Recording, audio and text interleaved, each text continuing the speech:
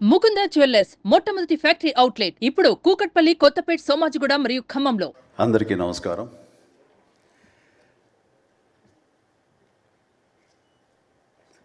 దిగ్దర్శకులు రాఘవేంద్ర గారు, కోదండరామరెడ్డి గారు,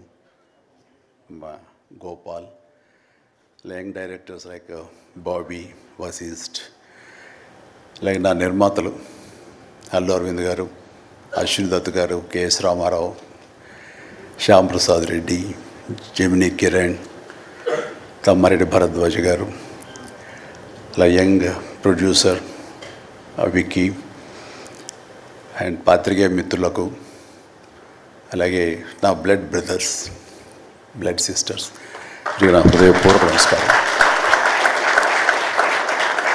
so first of all ఈ ఈవెంట్ ఇంత గ్లామర్గా, ఇంత మెమొరబుల్గా ఉంది అంటే దానికి ప్రధానమైన కారణం నా మిత్రుడు Aamir Khan. Aamirji, thank you so much. And with a small message and a phone call, you made it. And your presence made this moment as a memorable moment. Really, thank you so much.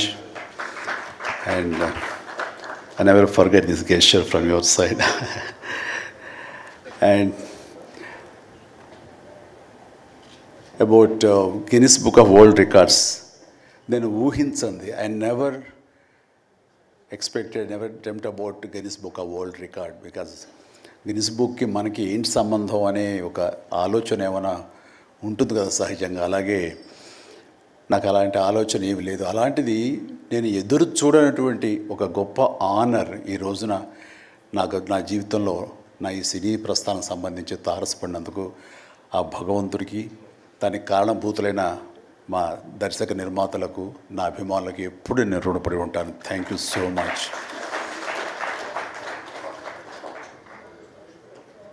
నాకు dances మీద, బహుశా నటన కంటే కూడా ముందు నుంచి కూడా dances మీద నాకున్నటువంటి ఇంట్రెస్ట్ ఈ రోజున ఈ అవార్డు వచ్చేలా చేసిందా అని నాకు అనిపిస్తుంటుంది. ఎందుకంటే ముందు నటనకి శ్రీకారం చుట్టే కంటే, ఓనమాలు దిద్దుకునే దానికంటే నేను ఫస్ట్ డ్యాన్స్కి నేను ఓనమాలు దిద్దానేమో అనిపిస్తుంటుంది. నా చిన్నప్పుడు మా చుట్టూ ఉండే వాళ్ళని ఎంటర్టైన్ చేయడం కోసంగా ఈవినింగ్ అయ్యేసరికి అప్పట్లో ఉండే వివిధ భారతి కానీ, లేకపోతే శ్రీలంక రేడియో సిలోన్ కానీ, వీటిల్లో వచ్చే కొన్ని తెలుగు పాటలకి అదే మా source of inspiration. Recording songs అవి రావడానికి అప్పుడు గ్రామ్ ఫోన్లు కానీ, టేప్ రికార్డులు కానీ ఇవన్నీ కూడా ఉండే పరిస్థితి కాదు ఆర్థికంగా. అలాంటి వారానికి ఒకసారి రేడియోలో ఎప్పుడు పాటలు వస్తాయా అని అందరూ ఎదురు చూసేవాళ్ళు. రాగానే శంకర్బాబుని పిలవండి, డ్యాన్స్ వేస్తాడు, మనల్ని అలరిస్తాడు అని వాళ్ళందరూ ఉత్సాహంగా ఉంటే, వాళ్ళ ఉత్సాహానికి నేను మరింత ప్రోత్సాహంగా తీసుకుని దాన్ని డ్యాన్స్లు వేస్తుండేవాడిని. అట్లాగా అవి డ్యాన్సులు అంటారా, బాడీ కదలిక అంటారా ఏమో తెలియదు, ఒక ఎనర్జీగా అవి ప్రజెంట్ చేయటం అనేది ఒక్కడే తెలుసు నాకు. 7th class, 6th class, 8th class ఆ ప్రాంతంలో. ఆ తర్వాత ఎన్సీసీలో చేరిన తర్వాత ఈవినింగ్ క్యాంప్ ఫైర్ టైంలో అందరూ ఎర్లీగా భోజనాలు కానిచ్చిన తర్వాత తిన్న 70 ప్లేట్లు మన అల్యూమినియం ప్లేట్స్, వాటిని తిరగేసి దరువులుగా, డప్పులుగా వాయించుకుంటూ అప్పుడు కూడా డ్యాన్స్ చేస్తూ అందరిని ఎంటర్టైన్ చేస్తూ ఉండేవాడు. ఆ రకంగా డ్యాన్స్ అనేది నాకు ఇష్టమైనటువంటి ఒక నా అంతర్భాగం అయిపోయింది. అలాగా డ్యాన్స్లు నేను వేరుగా ఎప్పుడు చూడండి, ఎప్పుడు హుషారు అసలు అందుకంటే ముందు లేచిపోయి డ్యాన్సెస్ వేయటం అనేది, మ్యూజిక్ అనుగుణంగా బాడీని మార్చుకోవడం జరిగింది. అంటే ఫస్ట్ పిక్చరు నేను వెళ్ళినప్పుడు అక్కడ సరదాగా నా రూమ్లో నేను డ్యాన్స్ చేస్తుంటే నా కో-స్టార్స్ ఆర్టిస్ట్ వాడు చిరంజీవి డ్యాన్స్ వేస్తాడు అని అంటే అవునా అని వాళ్ళందరూ చేయాలంటే అందులో సావిత్రి గారు ఉండేవారు, రోజారమణి, కవిత, ఇలాంటి యాక్టర్లు అందరూ ఉండేవాళ్ళు, నరసింహరాజు ఇలాంటి వాళ్ళందరూ ఉన్నప్పుడు వర్షం పడుతుంది. ఒక పంచలో డ్యాన్స్ చేయాల్సి వచ్చింది. అది ఈస్ట్ గోదావరి రాజమండ్రి దగ్గర ఒక పల్లెటూళ్ళలో. ఆ పంచలో జల్లు పడుతూ కూడా మొత్తం తడితడిగా ఉండింది. అయినా సరే డ్యాన్స్ అడగడం పాపం ఎవరైనా సరే వెంటనే ఎలాంటి ఇన్హిబిషన్ లేకుండా చేయటం అనేది నాకు అలవాటు. అలాగే టేప్ రికార్డ్ డ్రాయింగ్ చేసి అప్పట్లో డ్యాన్స్ చేస్తున్నాను. మధ్యలో కాల్ జారి కింద పడిపోయాను. పడితే అది కింద పడిన తర్వాత ఆపకుండా వాళ్ళందరూ అయ్యో అన్నారు. అయినా సరే దాన్ని నాగిని డ్యాన్స్గా మార్చేసుకొని చేస్తే ఎక్కడ లేని అప్పలాస్ వచ్చేస్తుంది.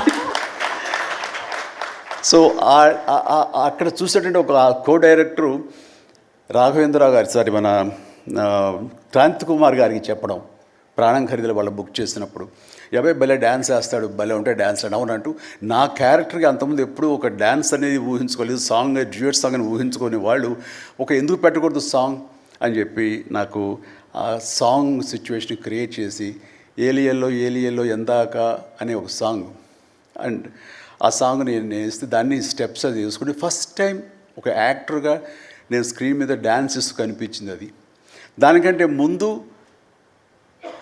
మన ప్రాణం ఖరీదు పునాది రాళ్ళలో కూడా అలాగే ఫ్రెండ్స్ మధ్య డ్యాన్స్ వేస్తూ నేనే సెంటర్ ఆఫ్ అట్రాక్షన్గా ఉంటూ చేశాను.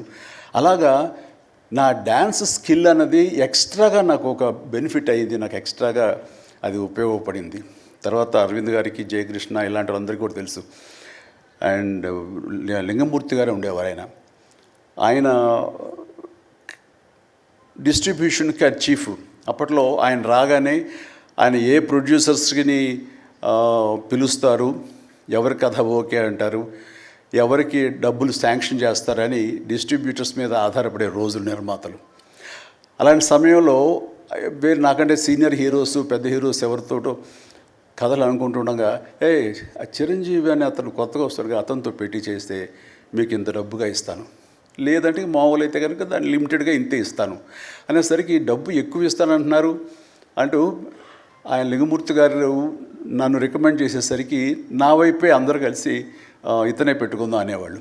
అతను ఏంటంటే ప్రజానాడి, ఆడియన్స్ ఏమనుకుంటున్నారు, ఆడియన్స్ ఇతను సాంగ్స్ కోసంగా పదే సినిమాలకు వస్తున్నారు, ఇలాంటి వాడితో సినిమాలు తీస్తే మనకి 4 డబ్బులు వస్తాయి కదా, కమర్షియల్గా వైబుల్గా ఉంటుందని ఉద్దేశంతో ఆయన ఆ రకంగా అప్పట్లో నా ప్రొడ్యూసర్తో అనడం అండ్ వాళ్ళు కూడా నన్ను ఆప్ చేయటం నాకు ఆ రకంగా డ్యాన్సెస్ అనేది ఒక ఎడ్జిని తీసుకొచ్చింది. ఆ తర్వాత నా నిర్మాతలు కానీ, నా ప్రొడ్యూసర్స్ కానీ, నా మ్యూజిక్ డైరెక్టర్స్ కానీ, నా కోరియోగ్రాఫర్స్ కానీ వీళ్ళు నా సాంగ్స్ అనేసరికి ప్రత్యేకమైన శ్రద్ధ పెట్టేవాళ్ళు. అంటే మ్యూజిక్ పరంగా కానీ, బీజిఎమ్స్ పరంగా కానీ ఆ సాంగ్స్ అనేవి ఖచ్చితంగా ఉండాలని. దత్తు గారితో నాకు ఎప్పుడు దెబ్బలాటే, ఎందుకంటే 6 సాంగ్స్ ఉండాలేమో బాస్ మనకు అనేవారైనా, లేదు 5 చాలండి, 6వ సాంగ్ ఎప్పుడు కథకి గొడవ అడ్డుపడిపోతుందంటే, లేదు బాస్ బాస్ బాస్ బాస్ అది మీరు అనకండి, ఏ హీరో అయితే ఏమో కానీ మీరైతే మొత్తం 6 సాంగ్స్ ఉండాలి బాస్ అని ఆయన అంటాం. సో 6వ సాంగ్ని ఏదో రకంగా ఒప్పించడం. అలాగే అల్లు అరవింద్ గారు లాస్ట్కి వచ్చేసరికి అత్తగేముడు అమ్మాయి 3 సాంగే సిచ్యువేషన్ లేదు అక్కడ. అలాంటి చోట ఒక డబ్బు మీద ఒక సాంగ్ను ఆయన క్రియేట్ చేసుకుని ఆ డైరెక్టర్ గారితో కోదండరామరెడ్డి గారు వీళ్ళందరూ కలిపి అనుకుని అత్తగేముడు అమ్మాయికి మొగుల్లో ఒక సాంగ్ను బలవంతంగా పెట్టాడు అక్కడ. ఆ టైంకి అది బలవంతంగానే ఉంటుంది, కథ డిస్టర్బెన్స్ ఉంటుంది, కానీ సాంగ్స్ ఒక ఎడ్జి తీసుకుంటాయి. సాంగ్స్కి స్పెషల్ ఆడియన్స్ ఉన్నారు. ఆ ఆడియన్స్ సాంగ్స్ మళ్ళీ రిపీట్ చేసేవాళ్ళు. అప్పట్లో ప్రొజెక్టర్ ఆఫ్ చేసి మళ్ళీ రీప్లే చేసేవాళ్ళు. ఆ రకంగా సాంగ్స్ యొక్క ప్రత్యేకత నా జీవితంలో, నా సినీ కెరీర్లో, నా యొక్క విజయ పరంపరలో అది ఒక అంతర్భాగం అయిపోయింది. ఆ రకంగా సాంగ్స్ అనేది ఏదో సరదాగా హాబీగా చిన్నప్పుడు మొదలుపెట్టింది. అది ఈ రోజు వరకు నాకు విపరీతమైన ఫ్యాన్స్ని తీసుకొచ్చి డ్యాన్సెస్ అంటే చిరంజీవి చేయాలి అన్నంత పేరు తీసుకొచ్చి నాకు ఈ రోజు ఇదిగో ఈ Guinness book of world records నాకు తీసుకొచ్చేలాగా చేసింది. సో ఇది నిజంగా అనూహ్యమైంది. ఏదో నటనకు వస్తుంది అన్నారు, వస్తుంది. అలాగే పర్సనాలిటీకి, మన సీనియారిటీకి అవార్డ్స్ వస్తాయి అనుకున్నా వస్తున్నాయి, అన్నీ అవుతున్నాయి. ఇంక ఎందుకు వస్తాయి, ఏమన్నా వస్తాయి అనుకుంటే కనుక ఈ రూపంలో వచ్చింది. ఈ రకంగా నన్ను వరిస్తుంది అనుకోలేదు. అది కాకుండా Guinness book of world records అన్నది. So first of all thank you so much mister Richard. You have come all the way to give me this honour in the name of prolific dancer, actor of Indian screen. Thank you so much. Thank you. And then ఇంతకు మించి నేను ఎక్కువ ఏవి చెప్పలేను. But నా యొక్క ఈ విజయ పరంపరలో నేను కొనసాగడానికి నాకు ముందు నుంచి దోహదపడుతున్న నా నిర్మాతలకి, నా తోటి నటీనటులకు, నా టెక్నీషియన్స్కి, నా డైరెక్టర్స్కి, ప్రతి ఒక్కరికి హృదయపూర్వక ధన్యవాదాలు మరొకసారి తెలియజేసుకుంటూ ప్రతి ఒక్కరికి నా అభినందనలు సెలవు తీసుకుంటాను. జై హింద్. Thank you. సుమన్ టీవీలో మీ పర్సనల్ అండ్ బిజినెస్ ప్రమోషన్స్ కోసం కింది నెంబర్కి కాంటాక్ట్ చేయండి.